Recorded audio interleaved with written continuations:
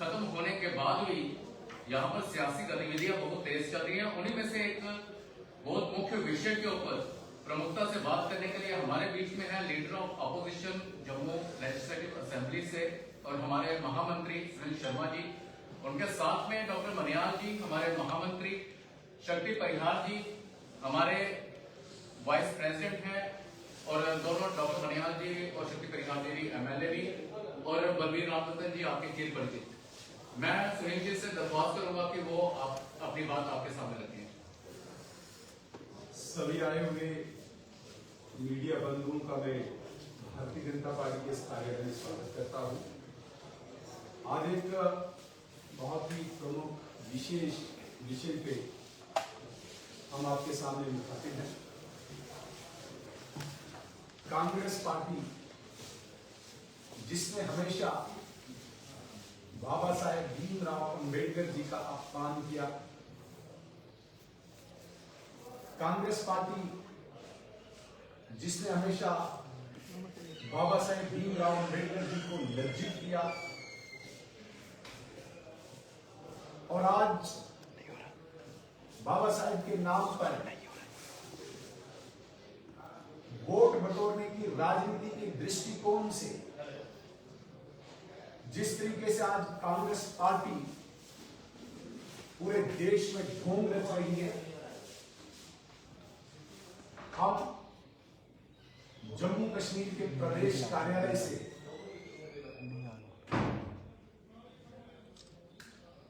उनके इस ढोंग का खंडन करते हैं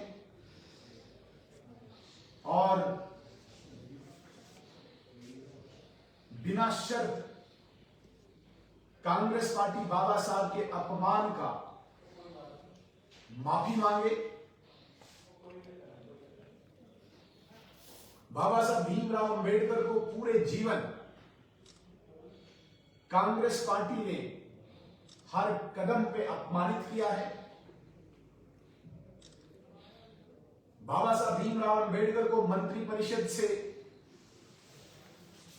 एक षड्यंत्र के तहत इस्तीफा दिलाने पे इसी कांग्रेस पार्टी ने मजबूर किया था, और जब भी कोई मंत्री परिषद से इस्तीफा देता है, सदन की परंपरा है कि वो मंत्री वहां पे अपना वक्तव्य रखता है।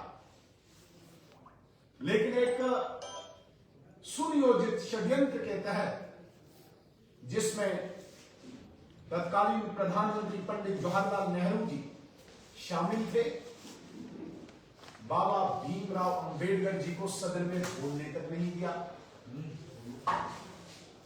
बाबा साहब ने जो इस्तीफा दिया, जो त्याग पत्र दिया, उसको भी कांग्रेस ने कभी जन सामान्य के सामने नहीं लाया, क्योंकि उसमें कांग्रेस की वो सारी काली करतूत और विशेषकर तत्कालीन प्रधानमंत्री पंडित जवाहरलाल नेहरू के उस रवैये का जिक्र था, जिसमें बाबा साहब ने कहा था, एक ज्ञान का भंडार जिन डॉक्टर भीमराव अंबेडकर जी को मानते हैं, जिनको वित्त, फाइनेंस और उद्योग, इंडस्ट्रीज का एक्सट्रीम नॉलेज था,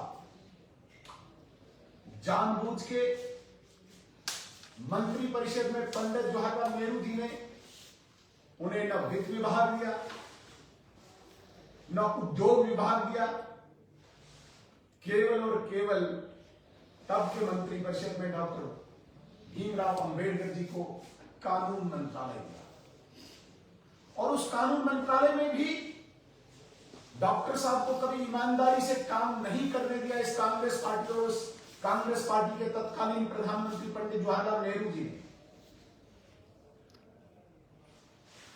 इस्तीफे में लिखा है, त्याग पत्र में डॉक्टर भीमराव अंबेडकर जी ने लिखा है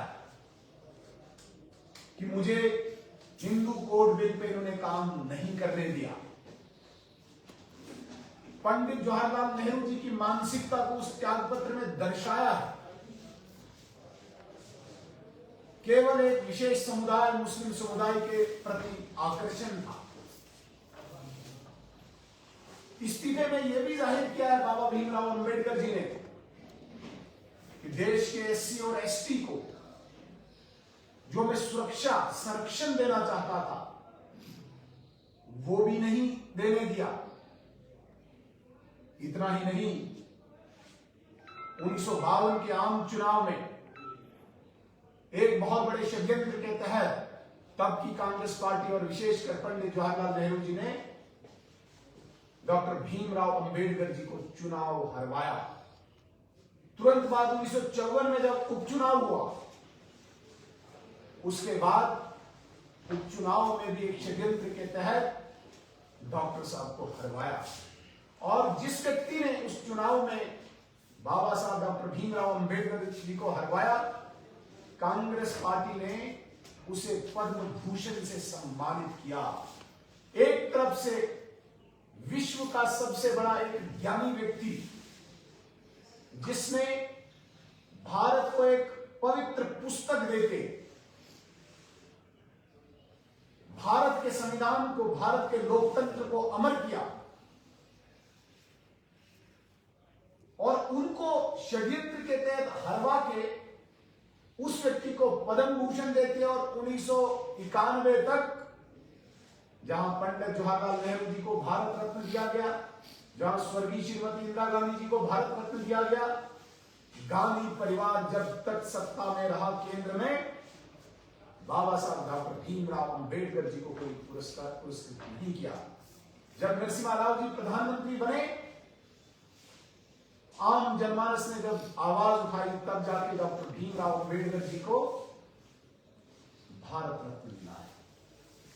यह कांग्रेस की मानसिकता को दर्शाता है किस प्रकार से एक सुनियोजित षड्यंत्र के तहत बाबा भीमराव अंबेडकर का लगातार अपमान किया है। भारतीय जनता पार्टी बाबा साहब डॉक्टर भीमराव अंबेडकर जी को हर वक्त, आज हमारी तीसरी चौथी पीढ़ी इस संगठन की चल रही है, हर पीढ़ी का हर कार्यकर्ता पूरी श्रद्धा, पूरी निष्ठा, पूरी आस्था बाबा साहब पे रखते हैं। सिर्फ इतना ही नहीं, मध्य प्रदेश के मऊ में जहां पे बाबा साहब का जन्म हुआ था, वहां पे कांग्रेस ने कभी कोई स्मृति नहीं बनने दी, कोई मेमोरी नहीं बनने दी। जब भारतीय जनता पार्टी द्वारा सरकार वहां बनी और सुंदरलाल पटवा जी वहां के मुख्यमंत्री बने, तब जाके वहां पे मध्य प्रदेश में एक स्मृति का निर्माण हुआ। सिर्फ इतना ही नहीं, पंच तीर्थ आदरणीय नरेंद्र मोदी जी ने पूरे विश्व में बाबा साहब भीमराव अंबेडकर जी के नाम पे बनाए। चाहे वो मध्य प्रदेश में हो, चाहे वो दिल्ली में जो इनका निवास स्थान था, चाहे मुंबई में जहां पे उन्होंने पढ़ाई की, चाहे नागपुर में जहां पे उन्होंने दीक्षा ली, चाहे लंदन में जहां वो पढ़ने गए थे। इन 5 स्थानों पे सिर्फ देश में नहीं, विदेश में भी डॉक्टर भीमराव अंबेडकर जी की स्मृति बना के जन्म जन्म तक अमर कर दिया। और सिर्फ इतना ही नहीं, भारतीय जनता पार्टी 14 अप्रैल को जब बाबा साहब इस धरती पर अवतरित हुए हैं, उसको हम पर्व के रूप में मनाते हैं और केवल राजनीतिक दृष्टि से नहीं, आम जनमानस तक, आगे आने वाली पीढ़ियों तक बाबा साहब भीमराव अंबेडकर के प्रति यही आस्था और श्रद्धा बनी रहे। इसके लिए 14 अप्रैल को हमारा बूथ स्तर तक कार्यक्रम होगा। इसलिए हम इस मंच से, विशेषकर भारतीय जनता पार्टी के इस कार्यालय से, हम कांग्रेस के इस सुनियोजित षड्यंत्र को खंडन करते हैं और आज दोबारा से जिस प्रकार से कांग्रेस पार्टी राजनीतिक दृष्टिकोण से बाबा साहब के नाम का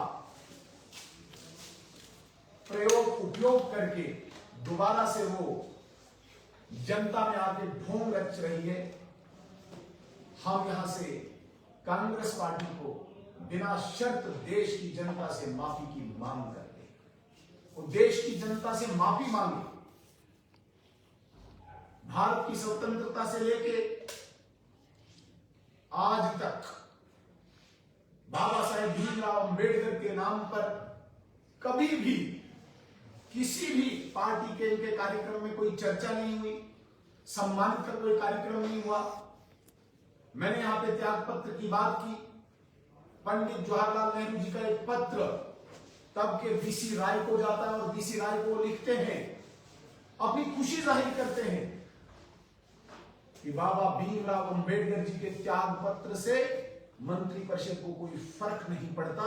ये शब्द आज भी पंडित जवाहरलाल नेहरू जी के पत्र में जाहिर है। और आज यही पार्टी, आज यही गांधी परिवार, हमारे आदरणीय गृह मंत्री जी जिन्होंने पार्लियामेंट में एक वक्तव्य दिया, एक छोटा सा अंश, एक छोटा सा भाग उसका काटकर देश की जनता को गुमराह करना चाहती है। हम भारतीय जनता पार्टी जम्मू कश्मीर बाबा साहब भीमराव अंबेडकर के प्रति पूरी आदर, पूरी श्रद्धा प्रकट करते हुए देश की जनता को यह आगाह करना चाहते हैं कि जिस कांग्रेस पार्टी में और जिस कांग्रेस पार्टी के तत्कालीन प्रधानमंत्री ने बाबा साहब भीमराव अंबेडकर का लगातार अपमान किया है, जिसके तथ्य, जिसके साक्ष्य आज भी हमारे पास हैं, भारतीय जनता पार्टी मांग करती है कि कांग्रेस और कांग्रेस का नेतृत्व बिना शर्त माफी मांगे और देश की जनता को गुमराह करना बंद करे। शर्मा साहब, मेरा एक सवाल रहेगा, जैसे कांग्रेस कर रही है इसी तरह से दूसरे वर्ग भी करेंगे, चाहे बहुजन समाज पार्टी हो, चाहे दलित समाज हो, चाहे वो भीम आर्मी के जो नेता हैं, वो पूरे देश में इसको लेकर ये कि बाबा साहब भीमराव का जो अपमान किया है इसके लिए अमित शाह जो है माफी मांगे, ये डिमांड कर रहे हैं, क्या कहेंगे? देखिए, मैंने सीधे स्पष्ट जो प्रहार किया वो कांग्रेस पार्टी को किया है। देश का जितना भी अनुसूचित जाति का समाज है, बाबा भीमराव अंबेडकर किसी एक विशेष जाति के नहीं, वो सारी मानव जाति के एक मसीहा है। और न सिर्फ इस भारत देश के, आज पूरा विश्व, आज पूरा वर्ल्ड उनके ज्ञान की सराहना करता है। मेरा सवाल था, बहुजन समाज पार्टी भी प्रोटेस्ट कर रही है, दलित समाज भी प्रोटेस्ट कर रहा है। कहीं पे भी नहीं, अधिकांश लोग देश में, देश का आम जनमानस इस वक्त कांग्रेस की इन गलतियों को सुन रहा है और कांग्रेस को लानत भेज रहा है। जिस प्रकार से पूरे जीवन भर बाबा साहब को अपमानित किया है, हाँ, कुछ एक वर्ग जो कांग्रेस का है या कांग्रेस का प्रायोजित है, वो इस वक्त देश की जनता को गुमराह करना चाहता है।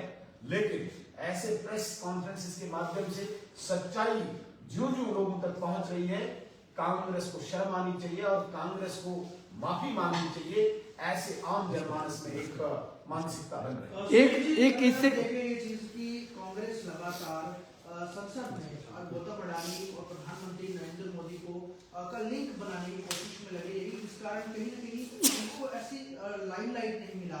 आपको लगता है कि ये सोची समझी साजिश है? और क्योंकि अंबेडकर, बाबा साहब अंबेडकर को लेकर जिस तरह से पूरा इस समय एक माहौल बनाया गया है, तो कांग्रेस कहीं न कहीं अपना बच्चा सब बचाने के लिए, सामने रखने के लिए, बताइए। लगातार तीसरी बार कांग्रेस की जो हार हुई है और अभी जो असेंबली के चुनाव हुए हैं, चाहे महाराष्ट्र में हुए, चाहे हरियाणा में हुए, चाहे दूसरी जगह हुए, कांग्रेस की जो हार हुई है वो परेशान है। कांग्रेस का कार्यकर्ता भाग रहा है, इसीलिए वो किसी भी तरीके से मुद्दे को भटकाना चाहते हैं, देश की जनता को गुमराह करना चाहते हैं।